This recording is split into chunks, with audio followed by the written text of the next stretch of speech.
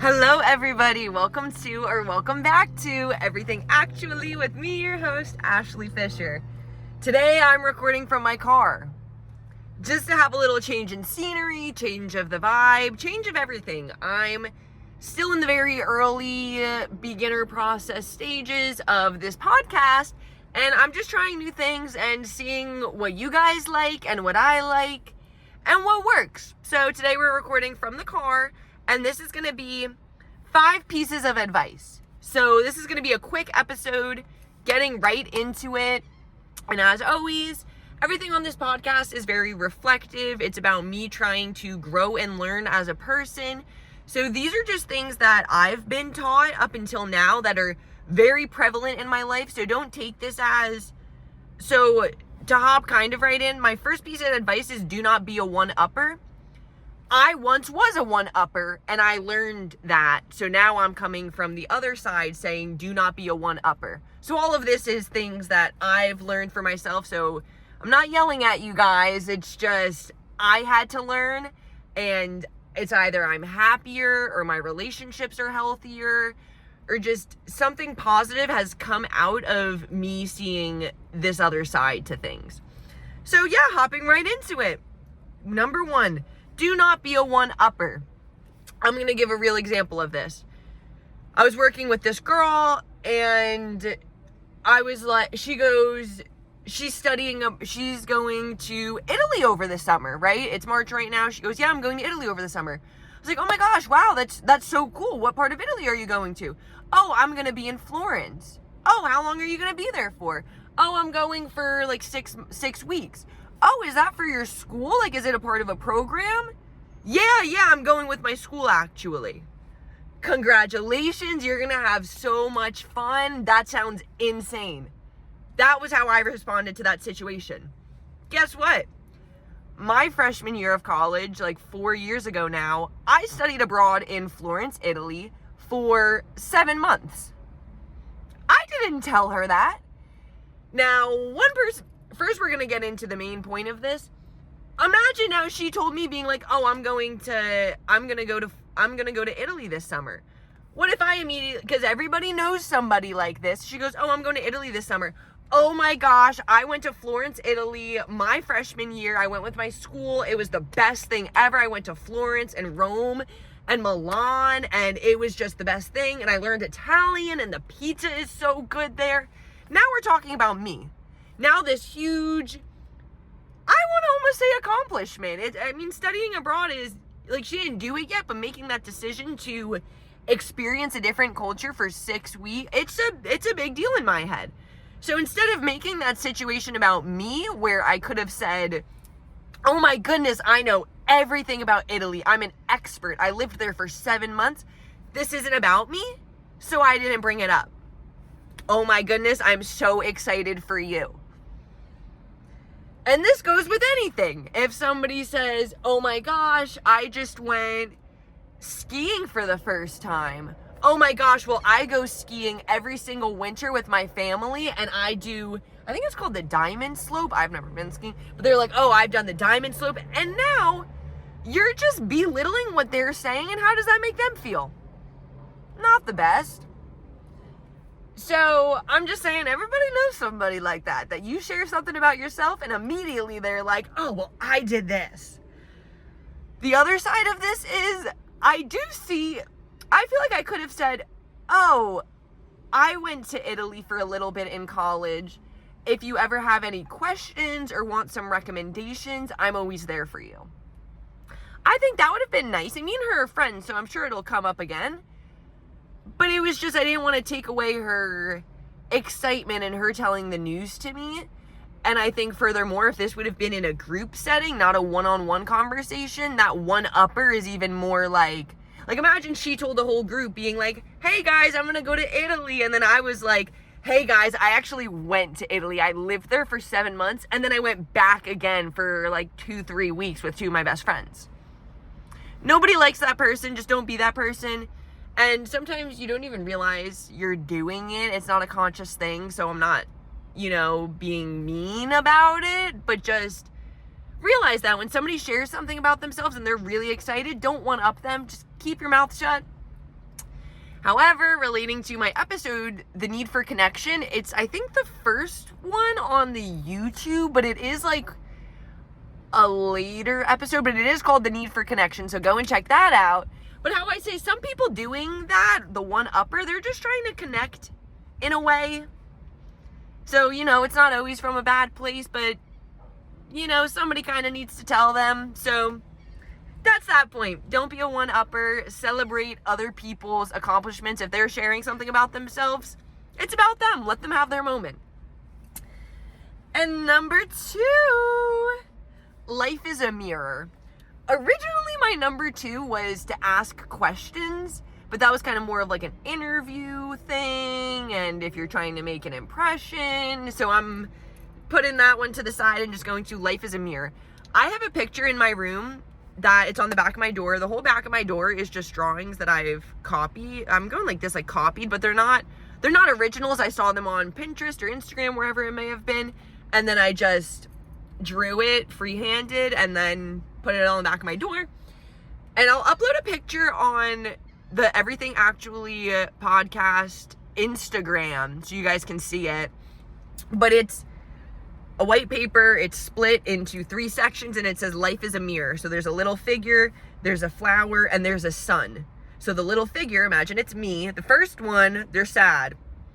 The flower is sad. The sun is sad. The other one, they're angry. So I have like the eyebrows like this, where they're like. So in that one, the sun is angry. The flowers is angry. The flowers are angry. There's only one flower on there. You'll see. You guys gotta check out the picture. It's so cutie. And then for the last one, it's happy. The person is happy. The flower is smiling back. The sun is smiling back. And that's just life is a mirror. I can go on and on and on about this, but I won't. Not in this episode. But just, yeah. Have you noticed that person who's so happy-go-lucky? They're always smiling. Everyone's smiling back at them. Good things are just coming their way. They're happy. It's because they're happy. Now imagine somebody who, the second that they walk out of their door in the morning, they're angry. They're pissed. What happens? They step in dog poop on their way to their car. Then their car has trouble starting. Then they get stuck in traffic. Then they go to get breakfast and they ran out of everything bagels at Dunkin', and that's their favorite thing to get. That was projecting there. So, yeah. Oh, 1 second. There's pooches moving along. We'll get into it.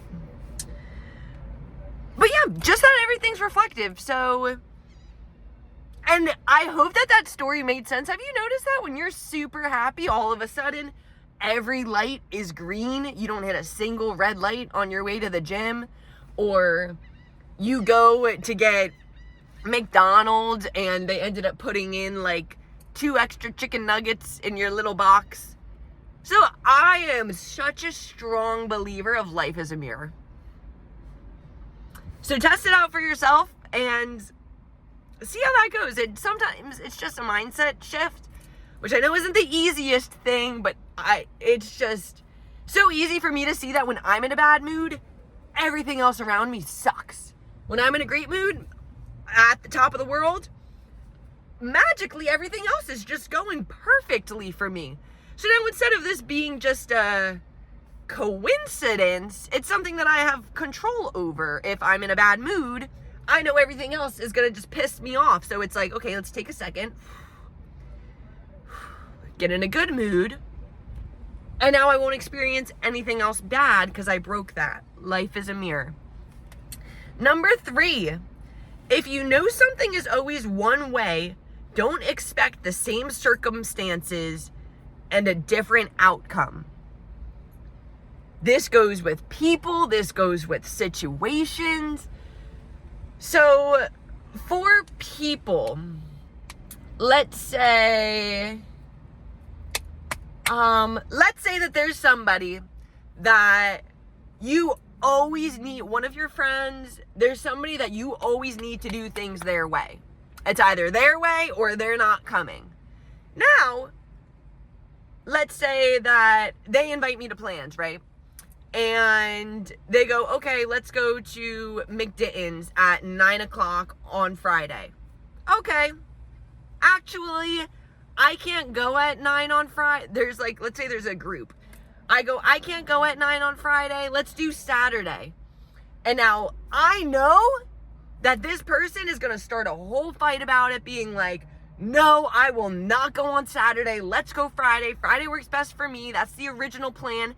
And then I get worked up about it, being like, but I can't go on Friday. Why can't you just, like, why are we so stuck to doing Friday? Like, you don't have anything going on Saturday or Sunday. Let's just go Saturday so I can come. And they're like, no, I want to do Friday. Now, I know that this person is like this. Every single time they make plans, they won't adjust them for anybody. Now, either I can get pissed off every single time this happens and be like, oh my gosh, they're the worst. This always happens. Or stop being friends with that person, because I'm like, dude, you do this every single time. And if that's something that I really value, being like, you don't respect my time, my opinions, and we always need to do things your way, then it's like, hey, I don't want to be friends with somebody like that.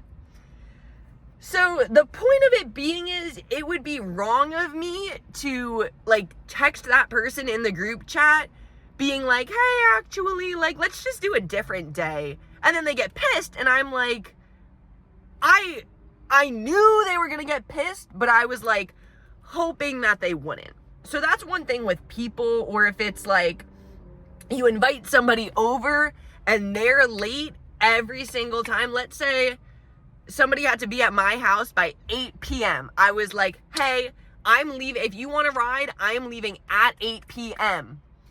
Now, I notoriously know that they are always late. They never show up on time. I'm like, there's no way that they're coming at 8 p.m. Then it's 8 o'clock. They never show. They're not there yet. And now I'm texting them, freaking out. I have time anxiety. And I'm just like, why aren't they here? And I'm getting mad at the fact. But it's like, I knew that was going to happen. I knew that time and time again, they always show up after the late time. And I expected them to do something different this time and to be on time. So I'm just saying, yeah, if you know so that's with the people. If you know somebody is that way, don't expect them to change. And then that's up to you if you're okay with them not changing, or if if it's either if you're okay with them. Okay, wait. Okay. It's either if you're okay with them not changing, or you need them to change and this relationship won't work anymore. And then with situations, this is my thing that I've learned from. I notoriously know that I am, part one to this is always running late.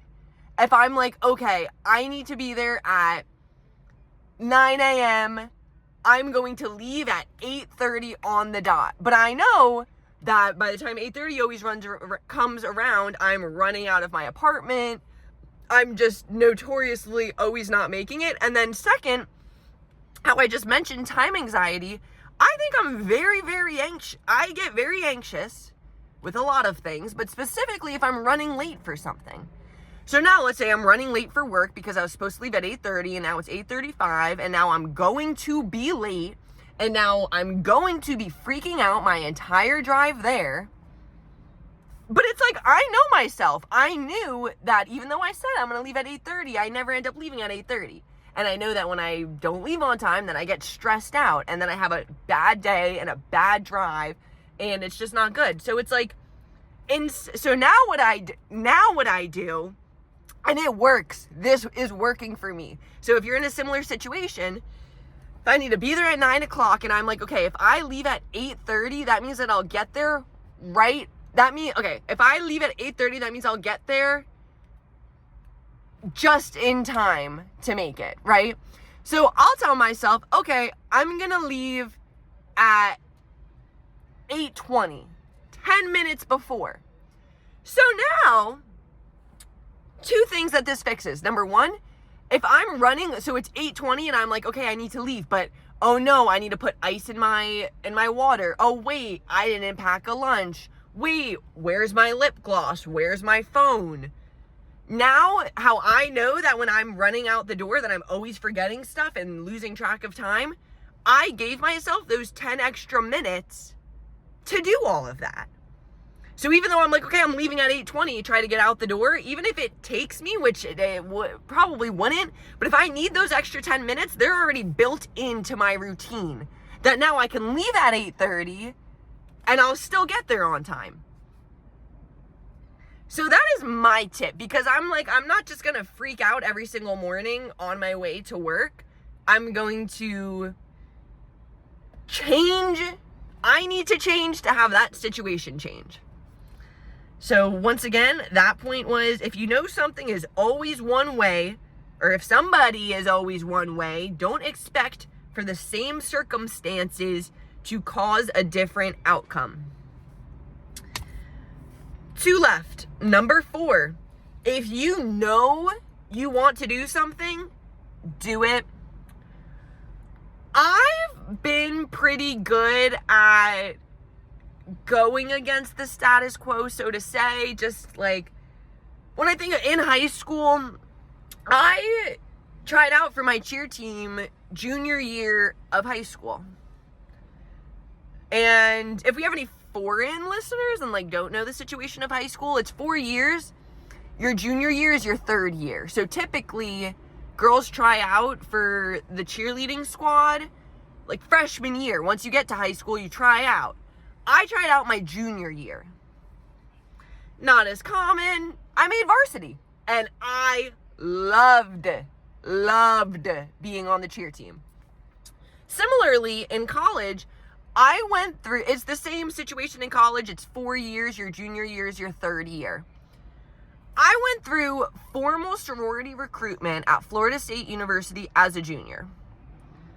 Just to give ballpark numbers, not even ballpark numbers, just a situational example. Let's say 100 girls go through recruitment. Literally, like at least 1,000 girls go through formal recruitment at FSU. However, let's say there's 100. Probably, I would say, like 5 of those are juniors. Maybe like 2 are seniors. Basically, and that's not an actual statistic, but it's what I've noticed from being the person going through recruitment, and then also after I joined a sorority. But it's just nobody goes through recruitment. It's not popular to go through recruitment as a junior. Most of them are the freshmen, the people who this is their first year, first semester at college. I didn't do that. And then furthermore, so I went through recruitment in the fall, my junior year. This is a whole thing, but literally I ended up getting a call the morning that I was supposed to like run home to a house, to a sorority, chapter facility, whatever you want to call it. Got a call being like, hey, like you're not coming. And I cried and my life was over for like a day. But that's neither here nor there, because everything ended up working out as it always does. So fast forward to the spring, I ended up going through recruitment. So this is now my 2nd semester as a junior going through recruitment. This is less popular than doing it basically in my opinion, my perspective, and I would say that every person in Greek life would agree with this for sororities. I don't know if fraternities, which are, sororities are girls, fraternities are boys, if you don't know about Greek life. But I think the further into your college experience that you get, the less likely it is to join a sorority. Like freshmen are the majority of it, and then seniors, there's like literally 1 or 2. So now me being later in my college career, I'm like, oh my gosh, like I'm literally only going to be in the sorority for 3 semesters. Probably one of the best decisions I made in college, joining that sorority. Met my best friend. Now I'm getting into like a Greek life tangent. But what I'm saying is I knew I wanted to be a part of a sorority. And even though I got rejected the first semester, I was like, I'm still going to try. Even though it wasn't popular for a 21-year-old. Actually, I was 20 at the time. But for, like a 20-year-old junior to be going through recruitment, I was like, this is my college experience. I don't care if everybody's like, oh, she's older, oh, this and that. It's like, I want this. And I got it, and it was amazing. So similar, with my podcast, which I was going to start on this note, and then I think I just tangented off of it. If you know you want to do something, do it. With this podcast, I've always known I've wanted a podcast. I made my first YouTube video that I uploaded when I was maybe like 7 or 8 years old, and then a creepy man emailed me, and I got really scared, and I showed my parents, and they deleted my email, deleted my YouTube. So everybody can blame that guy for hitting on a 7-year-old. Creepy. I could have been a YouTube star years ago. Neither here nor there. And then number 5, this is what we're going to end at. And we're 20 minutes in. This is so good. So, number 5, it's good to try. It's how you learn. There's another picture that I'll upload to the Instagram at Everything Actually Podcast that it says, I'm not afraid to be seen trying. And it's a frog, but it's like, it has arms and legs. It's not a realistic frog, I guess. And he's sitting and he's trying to reach his toes, but like he's not there yet. And I just think, like, that is the middle one in my wall. It's like the only one with color. It's just so clear to me. And I take pride in that part of my character that I try. And I'm not scared. Like, if I go to a gym and I don't know what a piece of equipment does, I'm not just walking past it. I will literally, like, look at it, play with the knobs, like, just do stuff. I'm not going to be the person that's like, oh, that's embarrassing, I don't want to try and figure it out. Or furthermore, I can go and ask somebody, hey, do you know how this works? Because that's just one of my personality traits now. And I'm proud of it, because that's how you learn. If you never asked any questions, if you were never curious about anything, if you never tried anything, you'd still be stuck where you were. And the quote for this is, try again, fail better. And the point of that is, try again, you fail, and then the next time, you'll learn more about it. And I saw this in Criminal Minds. I think it was Spencer, Gideon, and Morgan. And I think Gideon said that. He goes, try again, fail better. And then Spencer said who it was by. And then Morgan was like, do not try, just do. And then Spencer was like, that's a Yoda quote. So shout out Criminal Minds. But yeah, sexies, let's do a quick recap, and then I think I could end this video at 25 minutes. Something new, we have new lighting, we have a new topic. So, 5 pieces. Number 1, do not be a one-upper. If somebody's sharing something exciting, don't take it away from them. This is about them. Let them have their moment. Number 2, life is a mirror. If you're happy and expecting good things, everything around you is going to appear happy. If you're angry, everything else in your life is just going to be angry with you. Number 3, if you know something is always one way, don't expect the same circumstances and different outcomes. You know how people are. You know your best friends. You know yourself. You know what you're doing. You can't be doing the same thing and expect something different to happen. Number 4, if you know you want to do something, do it. More advice on this one. This is your life. So are you really going to live it being like, oh, I really, really want to do this, but what is he going to think? Like, what if he thinks that I'm nerdy for doing that? What if he thinks I'm weird? Okay, so you would rather not do it, not try, because this guy is going to think you're weird. I think that it's just live for yourself. That's another bonus 6th piece of advice. Live for yourself. But yeah, do what you want to do. Number 5, it's good to try. It's how you learn. Try again, fail better. Relating that to me, this podcast, I'm not saying it's all guesswork, but I'm just trying. I've been saying that. I just keep trying things out, and I'm seeing what's working, what people like, what I like, what I'm comfortable with. So I'm just practicing what I preach, you know. Yay! All right, 25 minutes in. Thank you so much for listening. If you want to connect on socials, my personal Instagram is xo.ashleylyn with only one N at the end. And then the Instagram podcast is at Everything Actually Podcast. And then depending if you're listening on Spotify or YouTube, it is on both at Everything Actually Podcast. And I'll include the links to those. I did that for the last episode. I included on Spotify, the link for the YouTube, on YouTube, the link for the Spotify. Sorry, you're still gonna have to look up the Instagram handles.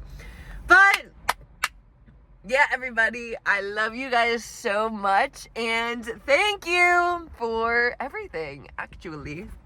Bye, sexies.